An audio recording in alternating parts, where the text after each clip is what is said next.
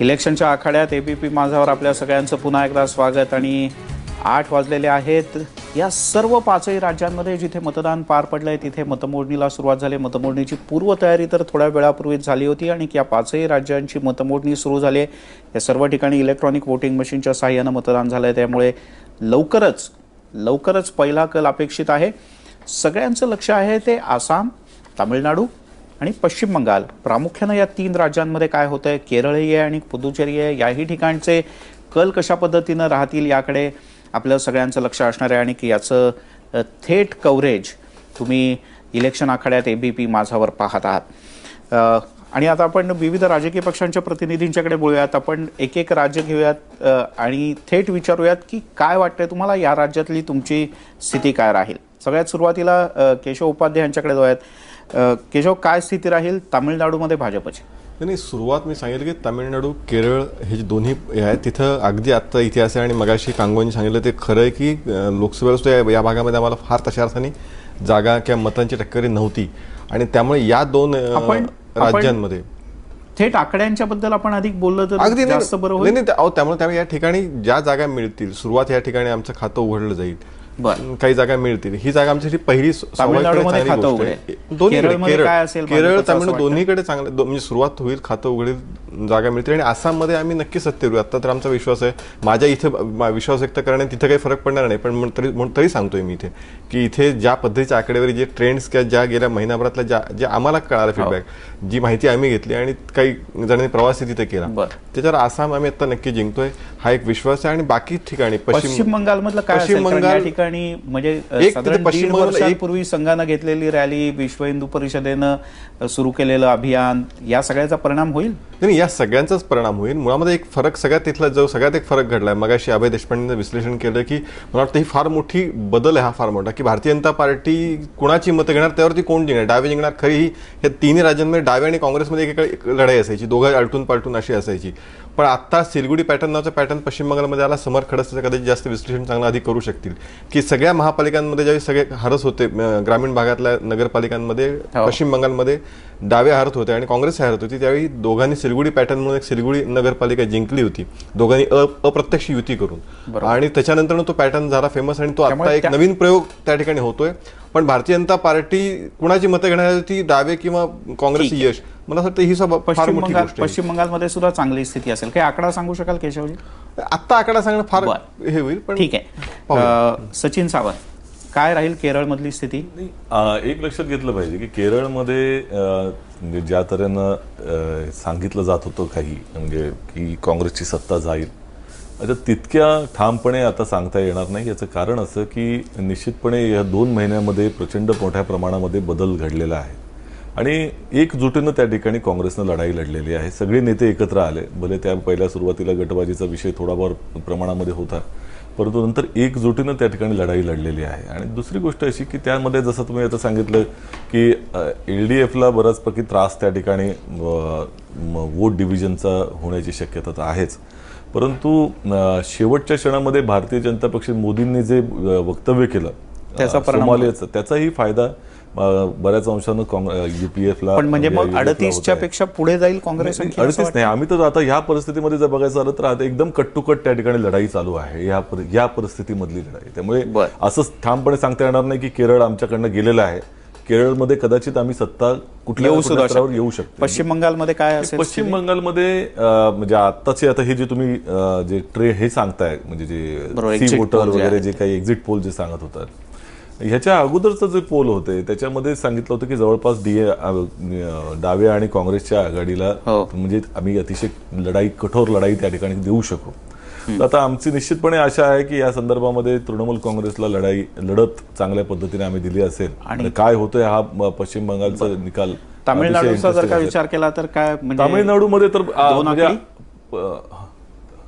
2 आकडी स्थितीपर्यंत जाईल? मिलिंद, पहिली गोष्ट अशी की तामिळनाडूमध्ये आम्ही काँग्रेस पक्ष कमी जागा जरी लढवत असलो तरी आताची परिस्थिती अशी आहे की AIDMKची सत्ता जाण्याची परिस्थिती त्या ठिकाणी निर्माण झालेली आहे। आणि त्यामुळे DMK गेल्या 1-1.5 महिन्यामध्ये जसं बाउन्स बॅक करतंय, हेही चित्र त्या ठिकाणी आपल्याला दिसून येऊ शकतं।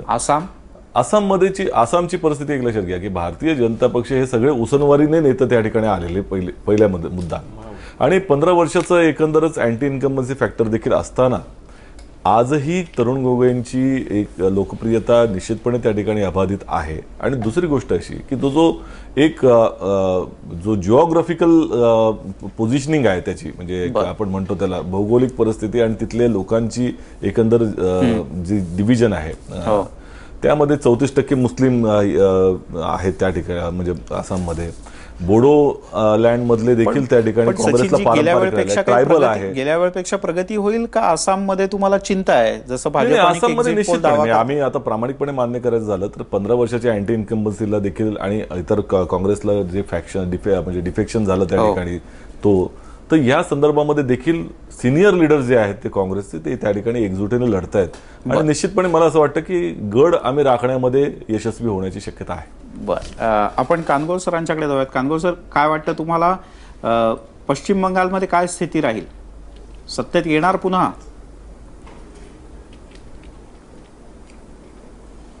मला स्वतःला असं वाटतंय की तृणमूलला पर्याय म्हणून सक्षमपणे आम्ही उभे राहू. मागच्या वेळेस आम्हाला साधारणतः 55च्या आसपास जागा मिळाल्या होत्या आणि काँग्रेसला 40, म्हणजे दोघांना मिळून साधारणतः लक्षात ते आम्ही एकमेकांच्या विरोधात होतो, पण दोघांना मिळून 90-95 होता. तो आकडा मला वाटतं 120च्या वरती नक्कीच जाईल. आणि तृणमूलला ह्या पुढच्या 5 वर्षामध्ये आपण जर नीट काम केलं नाही तर आपल्याला एक पर्याय उभा राहिलेला आहे असा मेसेज जनतेपर्यंत नक्की देण्यामध्ये आम्हाला यश होईल, असं पश्चिम बंगालमध्ये माझं स्वतःचं निदान. म्हणजे कानगोळ सर, तुम्ही आत्ताच तयारी केली विरोधी पक्षात बसण्याची? राज्य नक्कीच येईल. नाही, काय वस्तू आत्ताच नाही, आम्ही अनेक दिवसापासून म्हणतोय. फक्त मध्यंतरीचं एक 3ऱ्या आणि 4थ्या फेजमध्ये ज्या पद्धतीने पोलिंग झालं तेव्हा काही एक्झिट पोल असं सांगायला लागले की बहुतेक डावे आणि काँग्रेस यांची सत्ता येऊ शकते. परंतु आम्ही प्रचाराला गेलेलो आहोत, आम्हाला माहिती आहे, म्हणून वस्तुस्थिती मान्य करून पुढे जाणं ह्यात शहाणपणा आहे. तेव्हा मला असं वाटतं की त्या दृष्टीने होईल. परंतु ज्या पद्धतीने क्लीन स्वीप तृणमूलला दाखवत आहेत अशी काही परिस्थिती तिथे नाही, हे मला स्पष्ट मी करू इच्छितो. माझ्या दृष्टीने तामिळनाडू जास्त महत्वाचा आहे. तामिळनाडूमध्ये पहिल्या 1967 नंतर जे राजकारण डीएमकेनी केलं त्याचे 2 खांब आहेत, आपण लक्षात घेतलं पाहिजे. एक खांब होता त्या काळचं जे सामाजिक अभिसरण आहे, म्हणजे द्रमिड मुळेत्र कळगमचं जे आंदोलन, अँटी ब्रॅह्मनिझम ज्याला म्हणतो, ते आंदोलनाचा पाया त्याला होता. आणि दुसरीकडे हिंदी विरोधी आंदोलन आणि म्हणून एक तामिळनाडूचं सब नॅशनलिझम ज्याला आपण म्हणतो, असा 2 पायावर तामिळनाडू उभा आहे. आता ह्या 2 पायावर उभा असताना तिथे ती तिसरी एक शक्ती आता निर्माण झालेली आहे. ते म्हणजे मध्यंतरीच्या काळामध्ये जे सामाजिक अभिसरण झालं, ओबीसी आणि दलितांमध्ये काही संघर्ष निर्माण झाला, त्याचा तीव्र स्वरूपात दर्शन आपल्याला तामिळनाडूमध्ये झालं. म्हणजे ज्या ठिकाणी अँटी ब्रॅह्मनिझम निर्माण झाला, ज्या ठिकाणी पेरियार सारखं नेतृत्व होतं, त्या ठिकाणी 1997 ते 2002च्या काळामध्ये सर्वात जास्त दलित अत्याचाराच्या केसेस पुढे आल्या. म्हणजे तामिळनाडूमध्ये आता दखल घेण्या इतपत आकडा सीपीआयएमला मिळू शकेल. शक्ती तिसरी शक्ती म्हणजे सीपीएम आणि तिकडचे जे दलित पक्ष आहेत, केरळ जी आघाडी केलेली आहे ती निश्चित येत्या काळामध्ये तामिळनाडूच्या केरळमध्ये आमचं राज्य नक्कीच येणार. मला असं वाटतंय की कोणीतरी 95 जागा येतील वगैरे असं दाखवलंय. इतकं पोलरायझेशन होईल असं मला वाटत नाही. नेहमीच आमच्याकडे 4-5% मतं आम्हाला इकडे तिकडे फरक पडतो.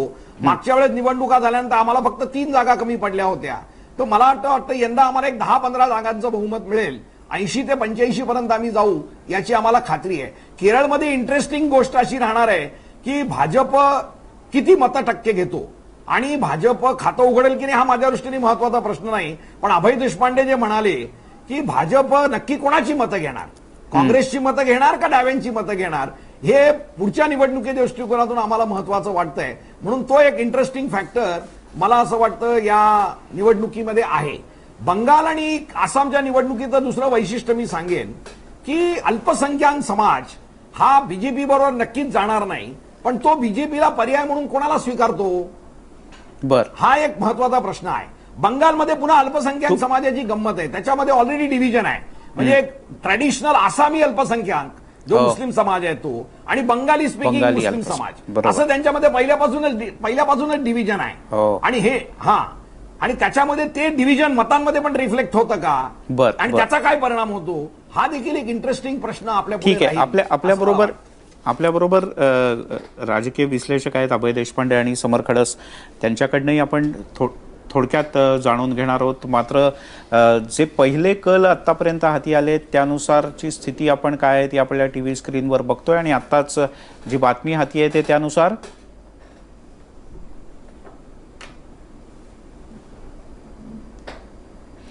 आणि जे कल आलेले आहेत ते केरळमधले कल आपल्या हाती आधी येत आहेत आणि केरळमध्ये डाव्यांनी खातं उघडलेलं आहे.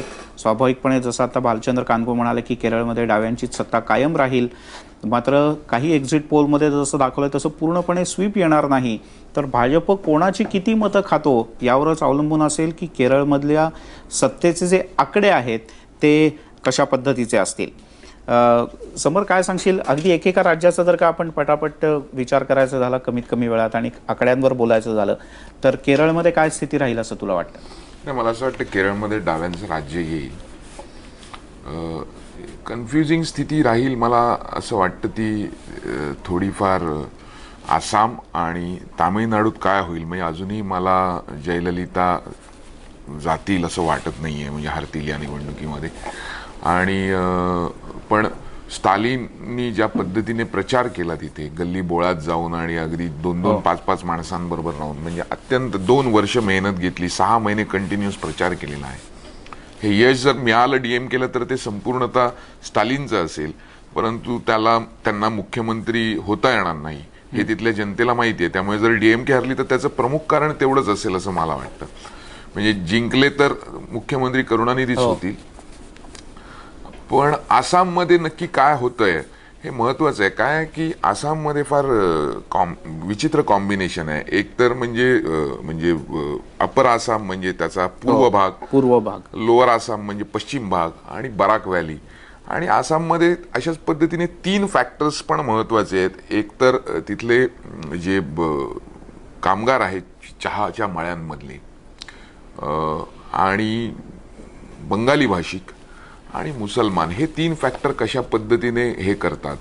आणि ज्या पद्धतीने अजमल वापरले गेले, बदरुद्दीन अजमल AIDF, आणि त्यांनी ज्या पद्धतीने आवाहनं केली, ज्या पद्धतीने MIM इथे उजव्या फोर्सेससाठी एक काम करते, फायद्याचं काम करते, कॅटलिस्ट म्हणून काम करते, त्या पद्धतीने अजमलनी केलं. आणि अजमलनी सांगितलं की इथे सगळ्या मायनॉरिटीजनी एक व्हा भाजपच्या विरोधात. नेमका तोच मुद्दा पकडून भाजपने प्रचार केला. भाजपने तशा पद्धतीची पोस्टर्स काढली. त्यांनी सर्बानंद सोनोवाल एका बाजूला आणि अजमल एका बाजूला आणि तुम्ही कोणाला मत देणार अशा पद्धतीने प्रचार केला. ह्या सगळ्याचा परिणाम काय होतो, कारण जसं एका बाजूला ह्या गोष्टी जरी असल्या तरी आसामला दुसरे अनेक पदर आहेत. त्यात आदिवासी असण्याचे आहेत, बोडो असण्याचे आहेत, स्थानिक अस्मितांचे आहेत, मुस्लिम मुद्द्यावर तर आपण बोललोच की याच मुद्द्यावर झाली. परंतु इतरही अनेक पदर आहेत. त्या पदरांमध्ये काय होतं, आणि बीजेपीचा जो बेस आहे तो हा अप्पर आसाममध्ये जास्त आहे. आणि गेल्या वेळी त्यांना मॅक्झिमम जी वोट शेअर होता ना, तो वोट शेअर त्यांचा अप्पर आसाममध्ये वाढलेला आहे. आणि हा वोट शेअर त्यांनी मात्र घेतला होता संपूर्ण AGP कडनं. म्हणजे AGPची 24% मतं ही थेट 5%वर आलेली. काँग्रेसचा त्यांनी वोट शेअर फार अप्पर आसाममध्ये खाल्ला नव्हता. या सगळ्या पार्श्वभूमीवर आसामचं विश्लेषण म्हणजे रिझल्ट कसे येतील आणि काय येतील हे मला असं वाटतं की फार इंटरेस्टिंग आहे. आपण एकदा टीव्ही स्क्रीनवर धावती नजर टाकूयात. आकड्यांमध्ये हळूहळू बदल होत चाललाय. अन्य ठिकाणच्या तर केरळमधले आकडे झपाट्यानं बदलताना दिसत आहेत. केरळमध्ये आतापर्यंत 69 कल आपल्या हाती आलेले आहेत. काँग्रेस 29, डावे आणि सहकारी 40. पश्चिम बंगालमध्ये तृणमूल काँग्रेस 4 ठिकाणी पुढे आहे असा प्राथमिक आकडा आहे. भाजप एका ठिकाणी आघाडीवर आहे आणि डाव्यांना केरळात पहिल्या टप्प्यात पहिल्या काही मिनिटांमध्ये मोठी आघाडी मिळाली. एशिया नेटनं असं सुरुवातीला दावा केला की 40 ठिकाणी स्पष्ट आघाडी आहे डाव्यांची केरळमध्ये. त्यामुळे आकडे आता हळूहळू बदलायला लागलेत आणि हे आकडे आता इथून पुढच्या काही वेळात झपाट्यानं बदलताना दिसतील. आसाममध्ये सुद्धा काँग्रेस सहकारी पक्ष 3, भाजप 9 आणि स्थानिक ज्यांचा उल्लेख आता समरनं केला तर ते 6 अशी केरळमधली आसाममधली स्थिती सुद्धा बदलते आहे.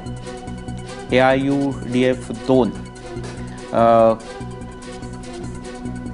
अभय, जे आता बरेचसे आकडे आहेत. समरनं प्रामुख्यानं सांगितलं ते आसामबद्दल अधिक सांगितलं आणि तामिळनाडूच्या बद्दल सांगितलं. तसं केरळच्या बद्दल आणि पश्चिम बंगालबद्दल अधिक सविस्तरपणे काय सांगशील?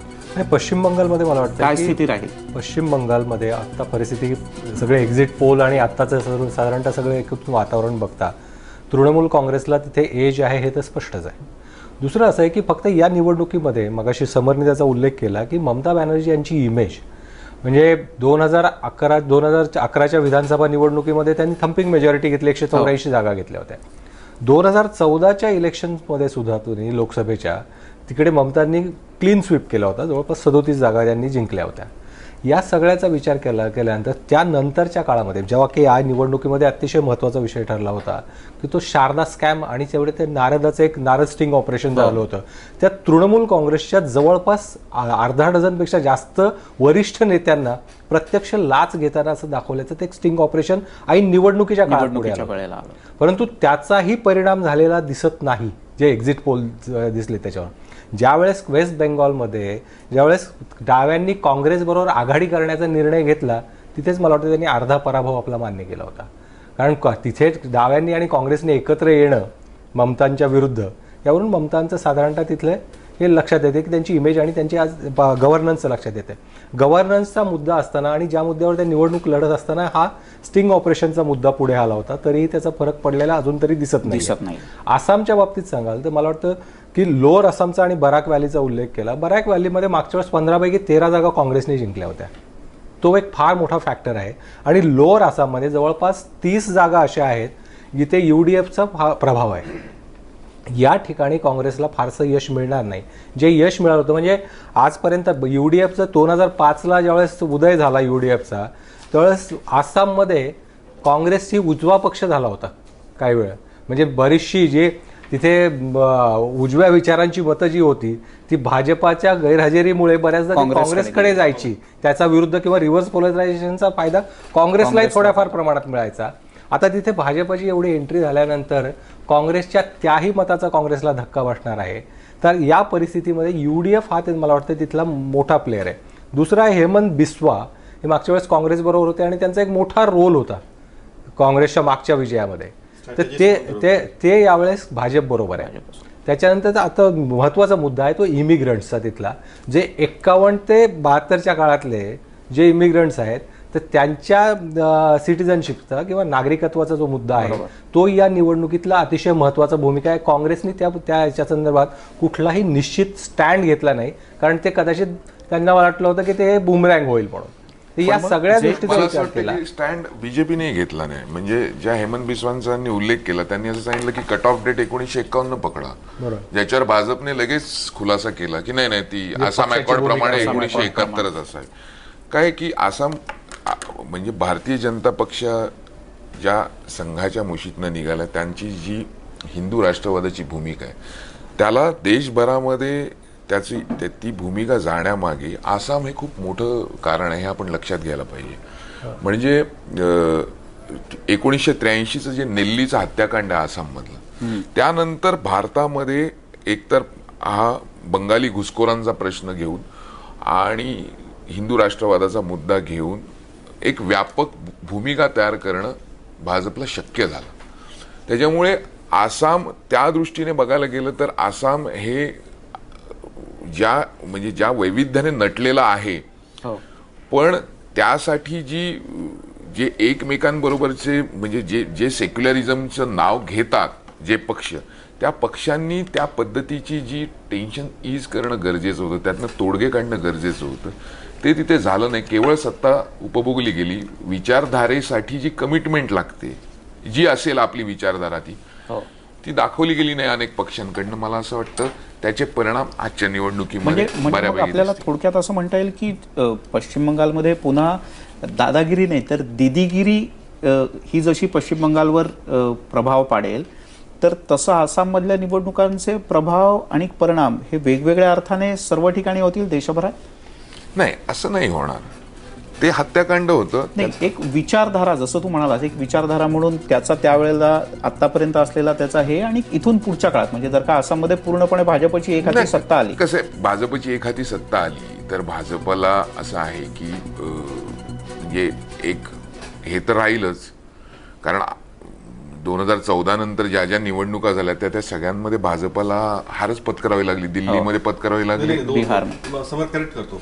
त्यानंतर बिहार झालं, त्यानंतर हरियाणा झालं, महाराष्ट्र झालं 2014 नंतर. त्यामुळे एक 2 अपवाद सोडले. त्याच्याबरोबरच झाले. ते काही थोड्या 6 महिन्यांनी झालेल्या निवडणुका तुम्ही त्यानंतर बघा ना, त्यानंतर कालांतराने मोठा स्पेस घेऊन कुठल्या निवडणुका झाल्या तर दिल्लीची झाली आणि बिहारची झाली. तर त्यामध्ये हार पत्करावी लागली. त्याच्यामुळे एक मेजर हा गेन असेल बेसिकली म्हणजे अमित शहासाठी एक थोडंसं फेस सेव्हिंग राहील पहिली गोष्ट. आणि भाजपलाही एक सांगता येईल, एक तर नॉर्थ ईस्टमध्ये पहिलं राज्य आहे, संघाने तिथे वर्षानुवर्ष अनेक लोक त्यांची काम करतायत. त्या नागालँडमधल्या धर्मांतरानंतर जे सगळं त्यांनी तिथे सुरू केलं जोरदारपणे, अशा वेळी त्यांना ते मोठा गेन असेल, याच्यात काही वादच नाही. पण मला असं वाटतं की समजा थोडंसं बहुमताकडे ते कमी राहिले तर ते कुणाची मदत घेतील हे सुद्धा बघण्यात. अशा परिस्थितीत जर युडीएफ हा जर बॅलन्सिंग फॅक्टर ठरणार असेल तर जम्मू काश्मीर सारखा प्रयोग भाजप आसाम मध्ये करणार का हाही मला वाटतं की या निवडणुकीत किंवा करणारच नाही अशी गॅरंटी कोणी देऊ शकेल का. 2 गोष्टी आहेत. भारतीय जनता पक्षाची काही जे काही प्रिन्सिपल्स किंवा तत्व जे सांगतात ती सांगण्यासाठी वेगळी असतात आणि ज्यावेळेला खरी करण्याची परिस्थिती येते त्यावेळेला वेगळी लागू पडतात. याचं कारण असं की त्यांनी जे आसाम गण परिषदेबरोबर देखील जो तिथे अलायन्स केलेला आहे त्यामध्येही मूलभूत तात्विक जी काही मतभेद आहेत. याचं कारण असं की आता दोन्ही पक्षांचा एक मुद्दा आहे की बाहेरचे हिंदू आणि या संदर्भामध्ये जो काही कुठलीही असतील तर भारतीय जनता पक्षाचं म्हणणं आहे की ते देशभरामध्ये कुठेही आपलं स्थान त्या ठिकाणी टिकवू शकतात. म्हणजे बांगलादेशमधले असतील हिंदू किंवा त्यांनी यावं आणि भारतामध्ये राहू शकतात ते. तर आसाम गण परिषदेचा विषय असा आहे की त्यांनी कुठेही यावं पण आसाममध्ये येऊ नये. त्यामुळे हे मूलभूत जो त्यांच्यामधला डिफरन्स असताना देखील त्या ठिकाणी जर एकत्र येऊ शकतात तर ते पुढच्या काळामध्ये त्यांना AIUDF काय किंवा MIM काय हे काय आणि किंवा त्या ठिकाणी PDF काय हे सगळं सांगण्यासाठी भारतीय जनता पक्ष बोलत राहतं. परंतु राजकीय ज्या वेळेला अशी परिस्थिती येते त्यावेळेला यांची भूमिका बदललेली असते. आपण केरळमध्ये, केशव मी येतो, मात्र केरळमध्ये एक धावती नजर टाकूया. डावे 44 ठिकाणी आघाडीवर आहे, काँग्रेस 34 ठिकाणी आघाडीवर आहे. त्यामुळे सचिनजी जसं तुम्ही म्हणत होतात केरळमध्ये काँग्रेसची स्थिती काही फार वाईट राहणार नाही. केरळमध्ये आम्ही सत्तेच्या जवळ जाऊ शकतो. मात्र केरळमधले आकडे आपण आपल्या TV स्क्रीनवर पाहतो. तामिळनाडूमध्ये DMK सध्या पुढे आहे आणि 2 जागे DMKचे उमेदवार हे पुढे आहेत. हे सगळे जे तुम्हाला आता TV स्क्रीनवर दिसतात हे कल दिसत आहेत. कानगोजी, जे आकडे केरळमधले पाहताय समाधानी आहात त्याबद्दल?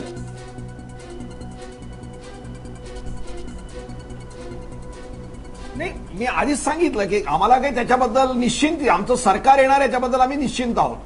पण मी आधीच म्हटल्याप्रमाणे की केरळमध्ये नेहमी सत्ता बदल जो होतो तो 3-4% मताची इकडे तिकडे विभागणी झाल्याने होतो आणि त्यामुळे तो ट्रेंड निश्चितच आहे की आम्ही 44 ठिकाणी पुढे आहोत, काँग्रेस 34 ठिकाणी पुढे आहे.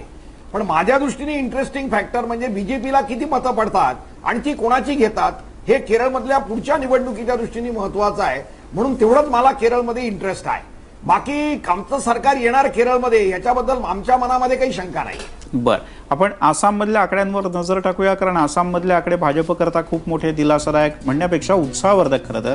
कारण 19 ठिकाणी भाजपला आघाडी मिळालेली आहे. 19 ठिकाणी भाजपचे उमेदवार आघाडीवर आहेत आणि कदाचित आसामच्या भाजपच्या इतिहासात अशी स्थिती पहिल्यांदा आली. काँग्रेस 6, UDF 4 आणि भाजप 19. केशव, नाही, मुळामध्ये मगाशी विषय झाला UDFला पाठिंबा घेणार की नाही. मुळात अशी परिस्थिती होईल आता असं वाटत नाही. शेवटी जर तरवरती सगळं अवलंबून असतं. पण तरीसुद्धा यापूर्वी हा प्रश्न खरं म्हणजे प्रचारात आला होता, प्रचारात विचारण्यात आला होता, पत्रकार परिषदेमध्ये विचारण्यात आला होता आणि त्यावेळी दस्तूरखुद्द अमित शहा यांनी सांगितलं होतं की आम्ही विरोधात बसू पण UDFचा पाठिंबा घेणार नाही.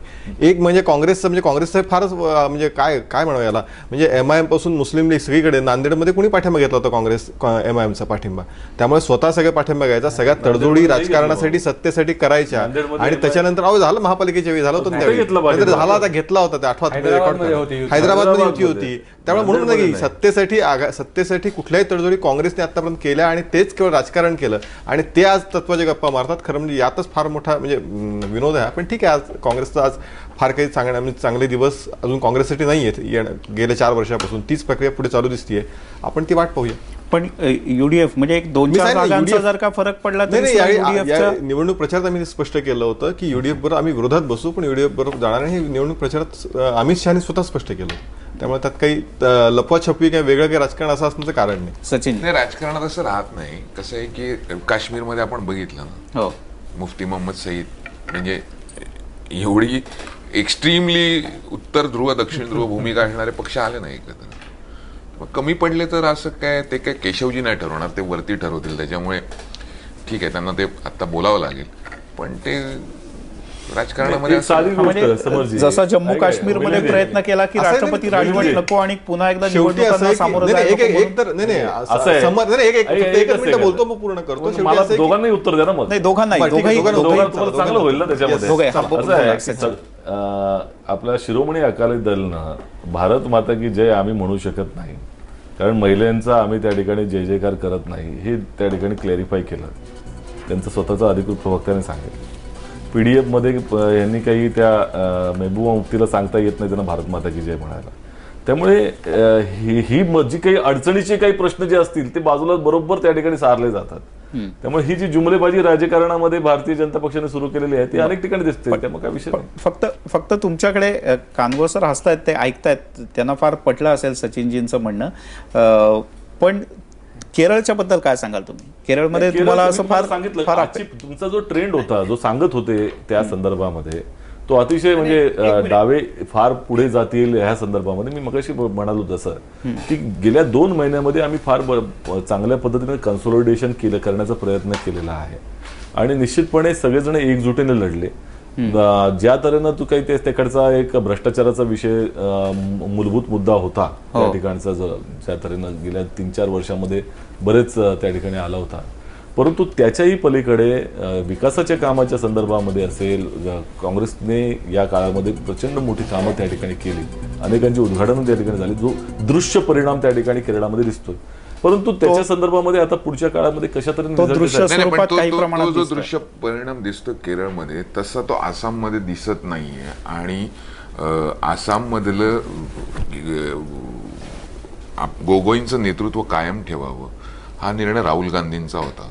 राहुल गांधींनीच त्यांच्यावर संपूर्ण धुरा दिली आणि खारगे ज्यावेळेस गेले होते निरीक्षक म्हणून, आणि प्रचंड काँग्रेसमधल्या अनेक लोक गोगोईंच्या विरोधात नाराजी होती. परंतु तो विश्वास राहुल गांधींनी ठेवला. तर मग आता ह्याच्यामध्ये राहुल गांधी चुकले का अंदाज घ्यायला? असं आहे, एक पहिली गोष्ट अशी की नुसतं राजकीय यश किंवा सत्ता टिकवणं यापेक्षाही संघटनेमधली बेदिली किंवा संघटनेमधला विचार हा योग्य तऱ्हेने चाललाय की नाही हेही बघणं नेत्यांचं काम असतं.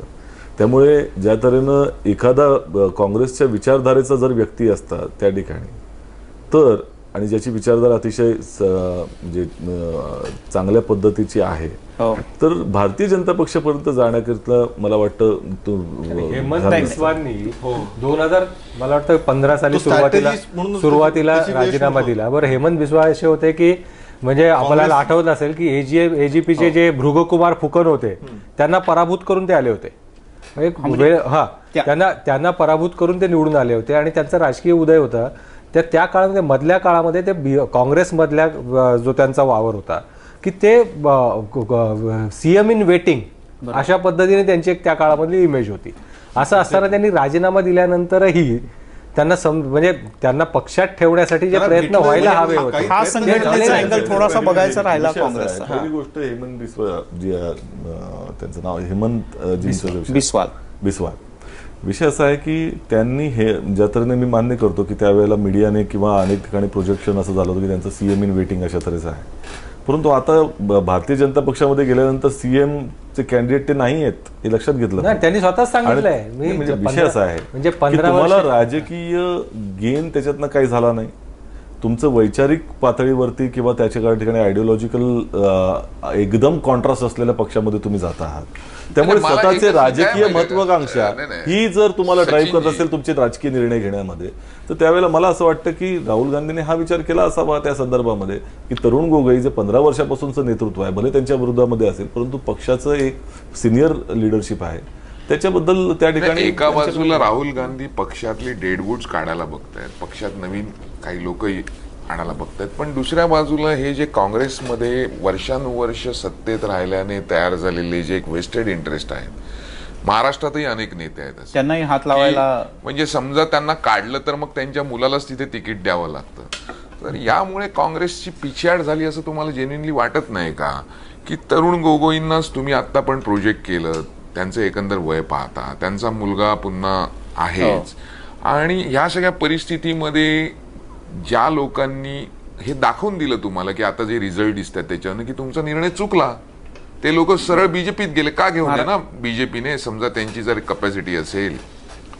महाराष्ट्रानं हे काही प्रमाणात दाखवून दिलं होतं मतांच्या काँग्रेसला. राजकारणामध्ये बीजेपीला जी विचारधारा चालवली ती सत्ता आणल्यानंतर ते राबवतील, पण मतांच्या राजकारणामध्ये त्यांनी ज्या आधी ज्या स्ट्रॅटेजीज आखल्या त्याच्यात ते सक्सेस झाले, आणि तुम्ही अनसक्सेसफुल झालात. कारण जी विजन लागते, जे पुढचं दिसावं लागतं राजकारणामध्ये की या माणसाला घेतलं तर काय होईल किंवा काय होणार नाही, त्याच्यामध्ये तुम्ही चुकलात की नाही. एक सचिनजींनी यालाच जोडून, सचिनजींनी मगाशी जो मुद्दा मांडला होता ते भालचंद्र कांगोंना बघाचपासून खरं तर मुद्दा मांडायचे ते हात वर करतायत. कानगो सर बोला. नाही, आपल्या सगळ्या चर्चेमध्ये एक मुद्दा आपण विसरतो आहोत, म्हणून मी मुद्दा म्हणून हात वरती केला होता. एक असा प्रश्न आहे की भाजप डेस्परेट आहे राज्यसभेमध्ये बहुमत आणण्यासाठी. या 5 राज्याच्या निवडणुका त्या दृष्टीने त्यांच्या दृष्टीने महत्वाच्या होत्या, त्याच्यामध्ये काही फार फरक पडेल असं दिसत नाही. राज्यसभेमध्ये त्यांना काही फार गेन होईल असं चित्र नाही, हा एक निष्कर्ष. आणि दुसरा जो मगाशी उल्लेख झाला की भाजप युडीएफची मदत घेईल का, तर भाजपने एक नवीन मॉडेल विकसित केलेलं आहे. अरुणाचलमध्ये आणि उत्तराखंडमध्ये त्यांनी तो प्रयोग केला. अरुणाचलमध्ये ते यशस्वी झाले की काँग्रेस केंद्र सत्तेचा उपयोग करून, राज्यपालांचा उपयोग करून त्यांनी काँग्रेस फोडून स्वतःची सत्ता आणली. उत्तराखंडमध्ये ते फसले, कारण का हायकोर्टाने आणि सुप्रीम कोर्टाने मध्यस्थी केली आणि ते तोंडघशी पडले. पण त्यामुळे हे मॉडेल, जिथे त्यांना काही आमदार पाहिजेत तिकडे हे मॉडेल ते वापरतील आणि त्याच्यासाठी केंद्र सत्तेचा बिनधास्त ते उपयोग करतील, हे चित्र आता स्पष्ट आहे.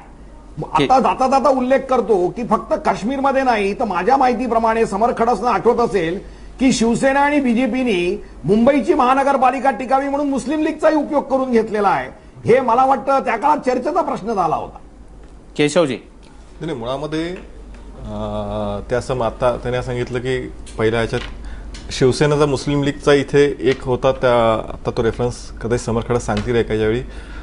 पण मुळामध्ये अरुणाचल प्रदेशातील उत्तराखंडचं स्पेसिफिक उत्तर असं की काय पाशवी शक्ती वापरून वगैरे शब्द त्यांनी केले. मुळामध्ये असा सगळ्यात पहिला मुद्दा की त्या पक्षांनी त्यांचं सरकार सांभाळणं शेवटी त्या सरकारचं काम असतं. आता तुमचे आमदार फुटून बाहेर जातात, तुमच्या आमदारांचा सरकार विश्वास नाही, ते विकास होत नाही म्हणून ओरडतात, आणि त्यातनं काही घडलं म्हणजे विधानसभेच्या मध्ये ते बिल फेल गेलं, जे ट्रेझरी पास होण्यासाठी आवश्यक असतं ते विधेयक फेल गेलं. त्याच्या म्हणजे एका अर्थाने ती फ्लोअर टेस्ट फेल झाली होती. त्यानंतर उत्तराखंड सरकारने हस्तक्षेप केला, तर उत्तराखंडमध्ये सरकारने हस्तक्षेप केला नव्हता. अरुणाचलमध्ये पण सेम झालं, तिथे विधानसभेचं अधिवेशनच बोलवलं तयार नव्हते त्यावेळी मुख्यमंत्र्यांनी, सभापती, विधानसभेचे अध्यक्ष अरुणाचलचे. केशव उपाध्ये तुम्ही ते विधान भवनाच्या बाहेरच बोलवलं थेट. विधान भवनाच्या बाहेर बोलवायला हॉटेलमध्ये चहा पार्टी असते का अधिवेशन मध्ये? त्याला काही सांगितलं उद्या इथे अधिवेशन करू आपण आणि म्हणून हे महाराष्ट्र विधानसभेचं अधिवेशन आहे.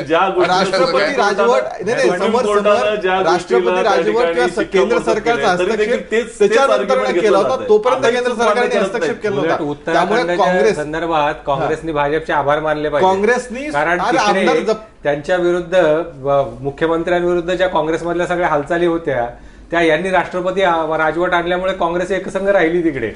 फुटलेच ना सगळे, त्यातलं स्टिंग ऑपरेशन, अनेक गोष्टीत. त्यामुळे काँग्रेसला त्यांचे आमदारही आता स्वतः एकत्रित ठेवता येत नाही, हे काँग्रेसचं अपयश आहे. त्याच्यासाठी भारतीय जनता पार्टी तुम्ही दोषी देत असाल तर मला वाटतं हे चूक आहे, भारतीय जनता पार्टी अन्याय करते. सचिनजी, मगाच्या चर्चेत आता आपण थोडेसे पुढे जाऊयात, कारण केरळचे आकडे बदलत आहेत. जे तुम्हाला असं वाटत होतं की सत्ता आपली येऊ शकते, आता डावे 51 पर्यंत पोहोचले आहेत, काय सांगाल तुम्ही?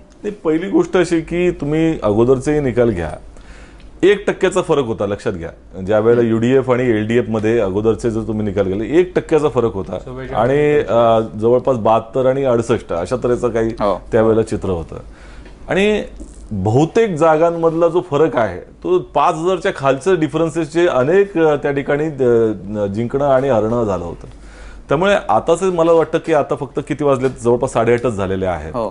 त्यामुळे मतमोजणीचा फायनल कल यायला फार वेळ लागणार आहे. आणि आताही मला 140 जागा आहेत, त्यामुळे आता फक्त 70-80 जागांचा विषय आलेला आहे. मला एक थोडासा एक गमतीदार उल्लेख हा पण करावासा वाटतो. केरळमध्ये जो सगळ्यात मोठा, म्हणजे केरळ खूप सगळ्या राज्यांच्या दृष्टीने खूप एक आयडियल स्टेट आहे. म्हणजे सगळ्यात कमी इन्फंट मॉर्टॅलिटी रेट आहे, सगळ्यात जास्त साक्षरता आहे.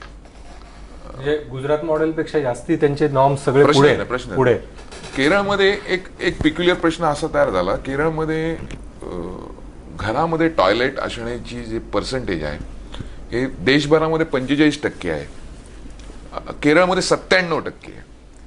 तर केरळमध्ये मात्र ती टॉयलेट सिवरेज लाईनला जोडलेली नाही आहेत. त्याच्यामुळे तिथे ते ट्रकमध्ये सक केलं जातं आणि त्याच्यानंतर ते नदीत किंवा बाजूच्या ह्याच्यात सोडलं, बॅकवॉटरमध्ये. त्याचा एक खूप मोठा परिणाम त्या सगळ्या पट्ट्यामध्ये झालेला आहे. म्हणजे एन्व्हायरमेंटचा इश्यू कुठच्याही निवडणुकीमध्ये फार असा आपल्याकडे कॅच होत नाही. केरळमध्ये आत्ताच्या निवडणुकीमध्ये ह्या इश्यूवर सुद्धा आणि तो इश्यू कारण वेस्टर्न घाट हे पण होतं. कारण वेस्टर्न घाटचा जो परिणाम आपल्याकडे कोकणात होणार आहे तो तसा केरळात पण होणार आहे त्याचा. ते एक कारण होतं मला वाटतं. आणि केरळची इकॉनॉमी त्याच्याशी जोडलेली सुद्धा आहे त्याही अर्थाने. Absolutely. म्हणजे अगदी नारळापासून ते पर्यटकांपर्यंत सगळं त्या सगळ्याशी जोडलेलं आहे. त्यामुळे केरळची जनता त्याच्याबद्दल अधिक सेन्सिटिव्ह असणं हे पूर्णपणे स्वाभाविक आहे. आपण पुन्हा एकदा आकड्यांवर धावती नजर टाकूयात. तामिळनाडूमधली मतमोजणी ही त्या मानानं थोडी संथगती नव्हती. एकतर जागांचं प्रमाणही खूप जास्त आहे. मात्र पश्चिम बंगालमधले आकडे बदलत आहेत. तृणमूल काँग्रेस 42, डावे 19, भाजपला तुर्तास तरी इथं 2 जागांवर आघाडी मिळालेली आहे. आणि केरळमधली जर का आपण स्थिती पाहिली तर काही एक्झिट पोलमधनं जसं भाजपला 6 ते 8च्या दरम्यानपर्यंत आकडे जाऊ शकतात असं म्हटलं होतं. सुरुवातीला केरळमध्ये भाजपनं केवळ एका ठिकाणी आघाडी घेतल्याचं आपल्याला दिसत आहे. पुन्हा एकदा आपण आसाम आणि पश्चिम बंगालच्या विषयाकडे येऊया, कारण हेही दोन्ही ठिकाणं ही अतिशय महत्त्वाची आहेत. तिथे कशा पद्धतीनं निकाल लागतात, कोण सत्तेत येतं आणि कशी गणितं तयार होतात याकडे आपल्या सगळ्यांचं लक्ष लागलं आहे. अभय, पश्चिम बंगालचा जर का विचार केला तर सगळेच जण सांगतायत की पश्चिम बंगालमध्ये दिदींचंच राज्य येणार आणि दिदीगिरीच चालणार. पण इथे जी काँग्रेसची स्थिती आहे, जसं म्हणाला की काँग्रेस डाव्यांसोबत गेल्यानंतर तिथे स्पष्ट झालं की काय असणार. काँग्रेस एकेकाळी पश्चिम बंगालमधली काँग्रेस आणि आजची काँग्रेस खूपच इथे स्थिती वाईट झाली आता. म्हणजे या आकड्यांवरनं तर आता असंच समजायचं. मागच्या म्हणजे डाव्या पक्षांचं ज्यावेळेस राज्य सुरू झालं त्यावेळेसपासून काँग्रेसचं मतांची टक्केवारी सुद्धा घसरत गेलेली. म्हणजे बऱ्याचदा काय असतं की जागा कमी होतात पण टक्केवारी म्हणजे गुजरातमध्ये सुद्धा काँग्रेसची टक्केवारी एवढी 20 वर्ष राहून विरोधकात त्यांची कमी झालेली नाही आहे. परंतु इकडे म्हणजे मला वाटतं की वेस्ट बेंगॉलमध्ये काँग्रेसची जागा ज्यावेळेस तृणमूल काँग्रेसने घेतली त्यावेळेस तिथे काँग्रेसची पिछेहाट ती स्वाभाविक होती. दुसरा मला केरळाचा मगाशी जो उल्लेख झाला त्याच्यात की मागच्या काही स्थानिक स्वराज्य संस्थांच्या निवडणुकीमध्ये भाजपाला तिथे बऱ्यापैकी मतं मिळाली होती. त्याच्यामुळे त्यांनी काही तिथे एक सोशल इंजिनिअरिंग करण्याचा प्रयत्न केला होता. विशेषतः SNDP नावाचा जो एक त्यांनी बरोबर घेतलं होतं. ते इजावा कम्युनिटीवर त्यांचं एक बऱ्यापैकी वर्चस्व आहे. तर त्यांना बरोबर घेऊन त्यांनी एक काहीतरी तिकडे एक समीकरण मांडायचा प्रयत्न केला होता. आता ह्या इजावा कम्युनिटीचं काय आहे की त्यातला बहुतांश तो एक डाव्या आघाडीचा एक मोठा पाठिंबा देणारा तो घटक होता. तर त्याच्यामुळे त्याचा परिणाम डाव्या आघाडीच्या यशावर होईल असं जे गणित दाखवलं होतं. आणि मला वाटतं की हा जो पूर्वीचा 1% डिफरन्स जो आहे फक्त तेवढाच राहायचा 1%, अर्धा टक्का. तर हे भाजपाला मिळणारी मतं, या भाजपा आघाडीला मिळणारी मतं हीच या निवडणुकीत निर्णायक ठरून कदाचित काँग्रेसला, म्हणजे काँग्रेस अजूनही जी स्पर्धेत दिसते त्याचं कारणच मला वाटतं की भाजपाने कुठेतरी डाव्या पक्षाच्या ज्याला आपण वोट बँकेला कुठेतरी मला वाटतं की डेंट केलेला याच्यातून दिसतोय आतापर्यंतच्या ट्रेंड. आणि समोर पश्चिम बंगालचा जर का विचार केला तर आतापर्यंतचे जे 73 कल आलेले आहेत त्याच्यात काँग्रेसचं आतापर्यंत कलांमध्ये सुद्धा खातं उघडलेलं नाही अजून. नाही, काँग्रेस असं होणार नाही. काँग्रेसला जागा मिळतीलच तिथे, म्हणजे ती आघाडी असल्यामुळे. पण काँग्रेस काय तिथे काँग्रेस हा काय सबस्टेन्शियल ताकदच नाहीये. मी जसं मगाशी म्हटलं तसं मिलिंद काय आहे की वाईट या गोष्टीचं वाटतं की ज्या पिझंट्रीमधनं, म्हणजे ज्या शेतकरी, शेतमजूर, कामगार या वर्गातनं डाव्यांचं काम होतं, म्हणजे डाव्यांमधले अत्यंत स्टालवर्ट नेते, हो. मध्यम वर्गातनं आलेले, उच्च मध्यम वर्गातनं आलेले, प्रचंड शिकलेले नेते यांनी खूप तळागाळात जाऊन काम केलं आणि काम उभं केलं आणि पक्ष बांधला.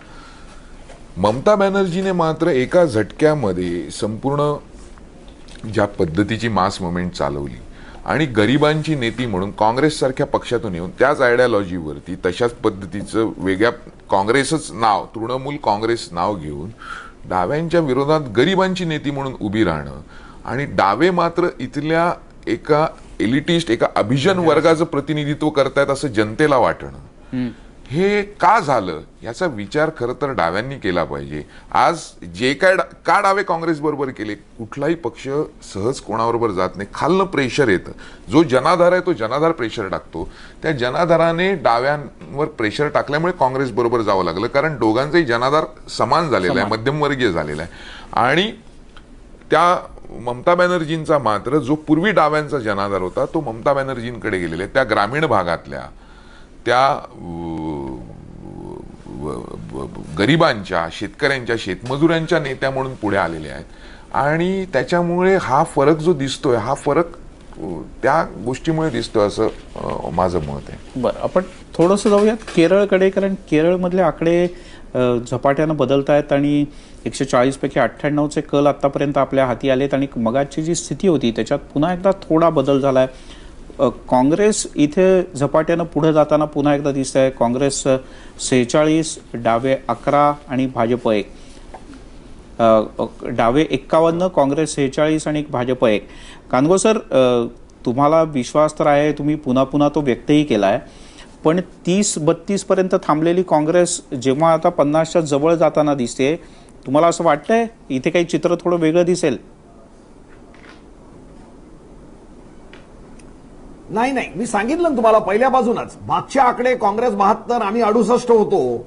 मला असं वाटतंय की आम्ही 80 आणि काँग्रेस 58-60 असाच प्रश्न राहील. याबद्दल म्हणजे आम्ही जो प्रचार बघितलेला आहे आणि ज्या पद्धतीचं अलाइनमेंट ऑफ फोर्सेस झालेला आहे आणि ज्या पद्धतीने भ्रष्टाचाराचे प्रश्न काँग्रेसच्या शेवटच्या काळामध्ये उफाळून आलेले आहेत, याचं चित्रण स्थानिक निवडणुकीत झालं होतं. तिथे बीजेपीनी चांगलं मतं घेऊन देखील डावे आघाडीवर राहिले होते. त्यामुळे मला वाटतं तीच प्रक्रिया ह्यावेळेस पण होईल, यात माझ्या मनात काही शंका नाही. तिकडे पश्चिम बंगाल मला समर्थनच जे बोलले पश्चिम बंगाल बद्दल, वेळ असेल हो बोला वेळ असेल तर मी इंटरव्हेन्शन करू इच्छितो. बोला. ममता बॅनर्जींचा जो उदय आहे तो भारतातल्या डाव्यांचं जे 2004 साली जे महत्व निर्माण झालं होतं ते कमी करण्याच्या दृष्टिकोनातून भारतातले दोन्ही एक्स्ट्रीम्स, म्हणजे उजवे एक्स्ट्रीम्स आणि डावे एक्स्ट्रीम्स हे एकत्र झाले होते. म्हणजे मी उदाहरण देतो की डाव्यांच्या विरुद्ध प्रचार करण्यासाठी अगदी मेधा पाटकर पासून ते नक्षलवाद्यांपर्यंत आणि दुसरीकडे संपूर्ण भांडवलदारी व्यवस्था ही 2000 ममता बॅनर्जीच्या मागे शक्ती लावून होती. कारण का डाव्यांना कमजोर करणं हे एक्स्ट्रीम लेफ्ट आणि एक्स्ट्रीम राईट या दोघांचंही काम असतं आणि ते बंगालमध्ये करण्याची प्रक्रिया त्यांनी सुरू केली होती. हळूहळू आपल्या लक्षात असेल की अति डाव्यांचा भ्रमनिरास झालेला आहे ममता बॅनर्जी बद्दल आणि ते आता हळूहळू तिच्यापासून वेगळे व्हायला लागलेले आहेत आणि विकासाच्या प्रश्नावरती ममता बॅनर्जी काही करू शकत नाहीयेत हे कळल्यामुळे शहरी मध्यम वर्ग आणि इतर वर्ग आणि ग्रामीण भागामधल्या विकासाच्या अपेक्षा असलेला वर्ग, ज्यांचं चॅलेंज आमच्या पुढे 33 वर्षानंतर निर्माण झालं होतं, तोही ममता बॅनर्जी पासून सुटायला तयार झालेला आहे. आणि त्याच्यामुळे मला असं वाटतं की काँग्रेस आणि डावे ह्यांना एकत्र येणं अपरिहार्य ठरलेलं आहे त्या परिस्थितीत. नाही, पण मला कांगोजी तुम्हाला असं विचारायचंय की 33 वर्षानंतर तुम्हाला जे औद्योगिकरणाची गरज भासली आणि सिंगूर आणि नंदीग्राम हे त्याचे एक एपी सेंटर झाले असं आपण समजू, त्या ठिकाणी ममता बॅनर्जींनी जी भूमिका घेतली त्यानंतर जे काही सगळं झालं राजकारण, त्याच्यानंतर ममता बॅनर्जी ग्रामीण भागात गरिबांना आपल्या नेत्या वाटल्या आणि मात्र बुद्धदेव भट्टाचार्य यांची जी भूमिका आहे ही गरिबांना त्यांच्या विरोधी वाटली. तर हे कुठे चुकलं? म्हणजे हे नक्की काय झालं की तुम्ही तेवढा विश्वास की बाबा आता ह्या औद्योगिकरणाची गरज आहे आणि त्यातनं विकास होणार आणि त्या विकासाची फळंही सर्वांना समान मिळतील आमच्या तत्वज्ञानाप्रमाणे, असं सांगण्यात कुठेतरी डावे कमी पडले का नक्की? आणि का अजूनही ममता बॅनर्जींची जी इमेज आहे किंवा त्यांची जी पकड आहे ती सामान्य गरिबांवरनं किंवा ग्रामीण बंगालवरनं सुटलेली नाही.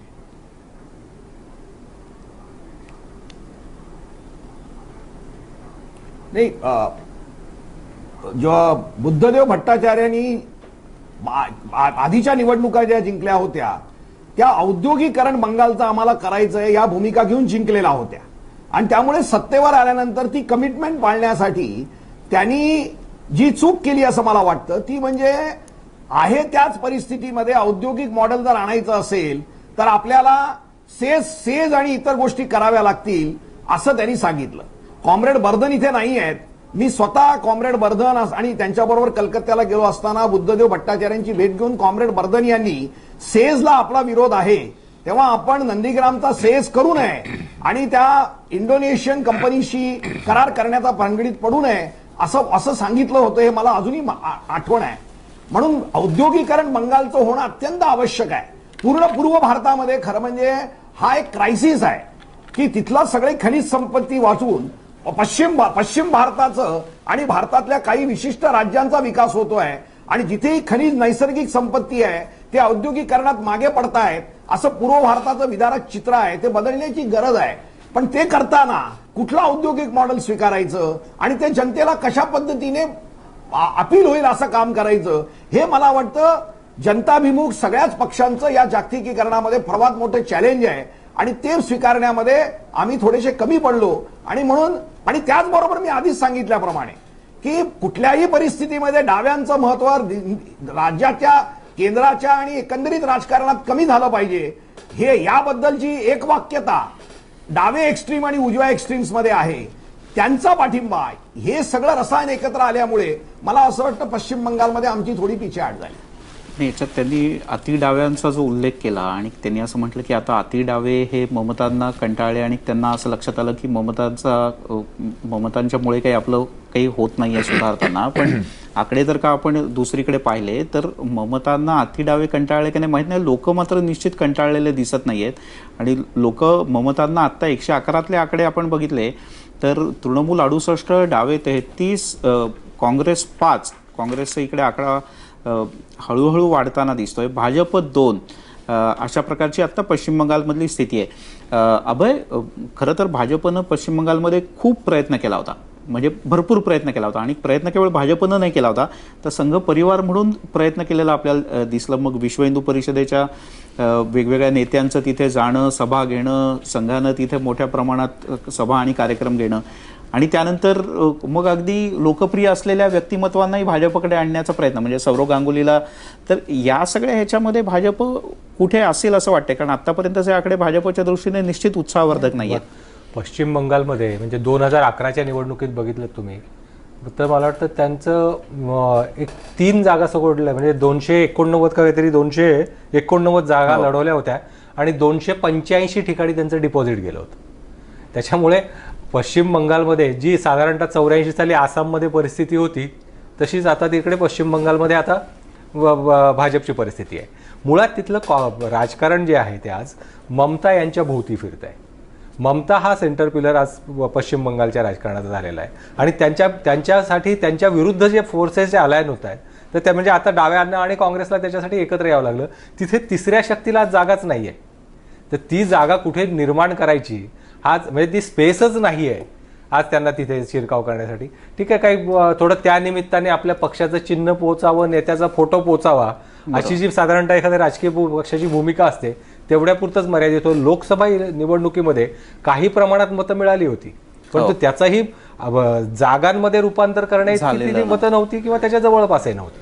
पश्चिम बंगाल हे काश्मीर नंतर सर्वाधिक मुस्लिम पॉप्युलेशन असलेलं भाजपचं जे काम आहे किंवा संघाचं जे काम आहे मध्ये भैयाजी जोशींचं स्टेटमेंट होतं की त्यांच्या शाखांची संख्या ही 500 वरनं काहीतरी 1500 वर वगैरे गेली. पण भाजपचं किंवा संघाचं जे काम आहे सगळं बॉर्डर स्टेटला आहे जे बांगलादेशला लागून आहेत. म्हणजे 24 परगाणा आहे, नदिया आहे, अलीपूर आहे, अशा हे जे किंवा जलपाईगुडी आहे याच्यामध्ये त्यांनी बंगाली मुसलमानांचा प्रश्न हा सेंटर केला आणि ममता बॅनर्जी या मुस्लिम दार्जिने जी भाजपची नेहमीची हे आहे त्या पद्धतीने त्यांनी केलं. आणि दुसऱ्या बाजूला ममता बॅनर्जींनी सुद्धा मालदाची दंगल असेल, म्हणजे लो इंटेन्सिटी राईट्स बंगालमध्ये निवडणुकीच्या पूर्वी खूप झाल्या.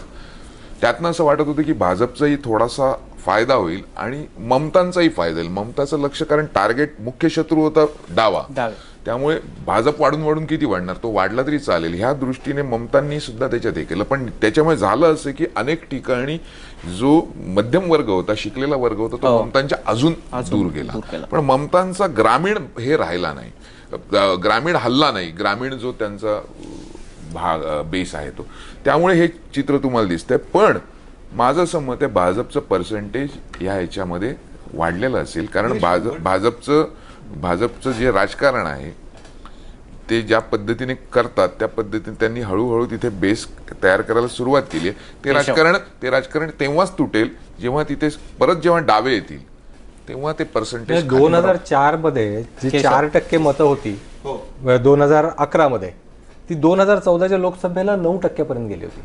म्हणजे तो एकदम तो जंप होता जवळपास, तो 5%चा होता. त्याच्यापूर्वी 2% पण मतं मिळत नव्हती, तेही सांगतो मी. त्यापूर्वीचा इतिहास तो 2% मतं मिळत नव्हती. म्हणजे 2006ला 1.9 आहे. 1.9 मी तेच ना, 2% पण मतं नव्हती.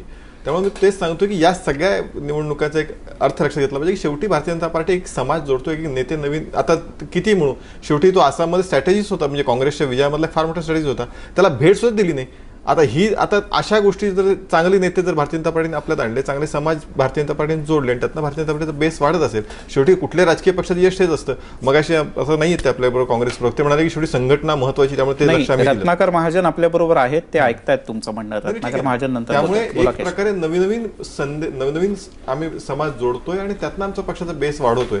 यात गैर असणं कारण प्रत्येक राजकीय पक्ष तेच करत असतो. आज पश्चिम बंगालमध्ये पण ते चित्र दिसतंय की भारतीय जनता पार्टी सुरुवात विधानसभेत करते. ही भारतीय जनता पार्टीची खूप मोठी गोष्ट आहे, माझ्या दृष्टीनं चांगली गोष्ट आहे. तीच गोष्ट तमिळनाडूमध्ये, तीच गोष्ट केरळमध्ये भारतीय जनता पार्टीच्या दृष्टीने हीच महत्वाची गोष्ट असेल. निश्चित. रत्नाकर महाजन, तुमचं स्वागत या चर्चेमध्ये. काय प्रतिक्रिया तुमची, तुम्ही ऐकताय सगळ्यांचं?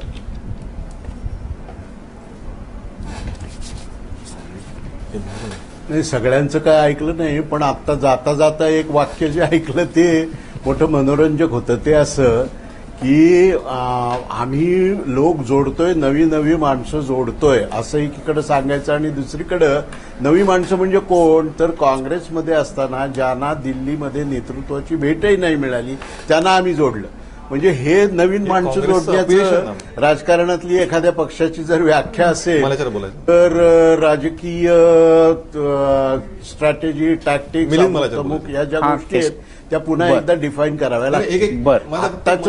आत्ताचं चित्र जर बघितलं, हो, एक फक्त मध्ये जोडतो. तुमचं अगदी म्हणणं बरोबर आहे रत्नाकरजी. माझ्या एकच मिनिटं बोलतो, तुम्ही पूर्ण करा. फक्त मध्ये जोडतो की शेवटी त्या राज्यातलं चांगलं नेतृत्व ज्याला दिल्लीत नेतृत्व भेट देत नसेल, आणि हीच तर म्हणजे ममता बॅनर्जी आज मोठं जो उदय बघतोय तो याच काँग्रेसमध्ये कधी काळी आल्या होत्या. काँग्रेसने त्यांनाच नाकारलं होतं. आज त्यांनीच काँग्रेस संपवली पश्चिम बंगालमधली. ही वस्तुस्थिती, ही राज्यातली स्थिती आहे. त्यामुळे त्या राज्यातलं सक्षम नेतृत्व, त्याला जर केंद्रीय नेतृत्व वेळच देत नसेल किंवा त्याला काही किंमत देत नसेल आणि ते जर दुसरीकडे गेलं तर तो दोष मात्र इतर पक्षांचा, आपलं मात्र काही नाही. हे म्हणजे खरं असं जर तुमचं म्हणणं असेल तर या भ्रमात आपण जरूर राहा आणि पुढचं विवेचन करा.